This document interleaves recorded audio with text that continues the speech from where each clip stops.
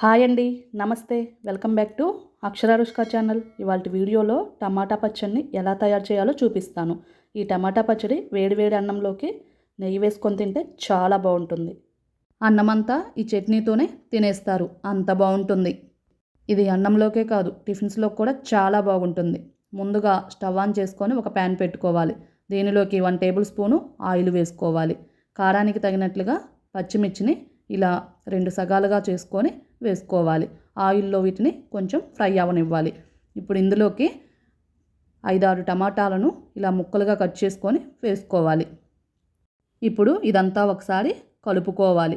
టమాటా ముక్కలు మగ్గటం కోసం దీనిపైన మూత పెట్టి 10 నిమిషాల పాటు లో ఫ్లేమ్లోనే మగ్గించుకోవాలి. ఇలా 10 నిమిషాల తర్వాత మూతను తీసి చూసినట్లయితే టమాటా ముక్కలు బాగా సాఫ్ట్గా అయిపోయాయి. ఈ విధంగా ముక్కలు మగ్గిన తర్వాత దీనిలోకి చిన్న సైజు చింతపండును, అలాగే 1/2 టీ స్పూన్ జీలకర్రను, 1/2 టీ స్పూను ధనియాలను వేసుకొని ఫ్రై చేసుకోవాలి. ఇలా అంతా ఫ్రై అయిన తర్వాత స్టవ్ ఆపేసి దీన్ని కంప్లీట్గా చల్లారనివ్వాలి. ఇప్పుడు ఒక మిక్సీ జార్ తీసుకొని టమాటా పచ్చిమిర్చిని ఇందులోకి ట్రాన్స్ఫర్ చేసుకోవాలి. ఇందులోకి పీల్ తీసిన 5-6 గార్లిక్ను వేసుకోవాలి. అలాగే 1/2 టీ స్పూను నువ్వుల పొడిని కూడా వేసుకోవాలి. ఇది మంచి ఫ్లేవర్ కోసం అన్నమాట.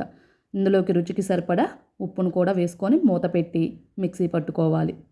మరీ స్మూత్గా కాకుండా ఇలా కచ్చా పచ్చాగా మిక్సీ పట్టుకొని పక్కన పెట్టుకోవాలి. ఇప్పుడు స్టవ్ పైన అదే ప్యాన్లోకి 1 టేబుల్ స్పూను ఆయిల్ వేసుకోవాలి. ఆయిల్ హీట్ అయిన తర్వాత 1 టేబుల్ స్పూన్ పోపు దినుసులను వేసుకోవాలి. శనగపప్పు, మినపప్పు, ఆవాలు, జీలకర్రను వేసుకొని ఫ్రై చేసుకోవాలి. ఇవి కొంచెం ఫ్రై అయిన తర్వాత దీనిలోకి 2 ఎండుమిర్చి, కరివేపాకు, వెల్లుల్లి రెబ్బలను వేసుకొని ఫ్రై చేసుకోవాలి. అలాగే 1/4 టీ స్పూన్ పసుపును కూడా వేసుకొని ఫ్రై చేసుకోవాలి. ఇందులోకి మనం గ్రైండ్ చేసి పెట్టుకున్న టమాటా చట్నీని వేసుకొని కలుపుకోవాలి. ఫైనల్గా స్టవ్ ఆపేసి దీన్ని ఒక సర్వింగ్ బౌల్లోకి సర్వ్ చేసుకోవడమే. అంతే, ఎంతో రుచికరమైన టమాటా చట్నీ రెడీ అయిపోయింది. ఈ టమాటా చట్నీ వేడివేడి అన్నంలోకి నెయ్యి వేసుకొని తింటే సూపర్గా ఉంటుంది. అన్నమంతా ఈ చట్నీతోనే తినేస్తారు. ఇది అన్నంలోకే కాదు, టిఫిన్స్లో కూడా చాలా బాగుంటుంది. ఇంకెందుకు లేట్, మీరు కూడా ఈ చట్నీని ఒకసారి ట్రై చేసి ఎలా వచ్చిందో కామెంట్ బాక్స్లో తెలియచేయండి. మీకు ఈ వీడియో నచ్చితే ప్లీజ్ లైక్ అండ్ సబ్స్క్రైబ్ చేసుకోండి. Thank you for watching.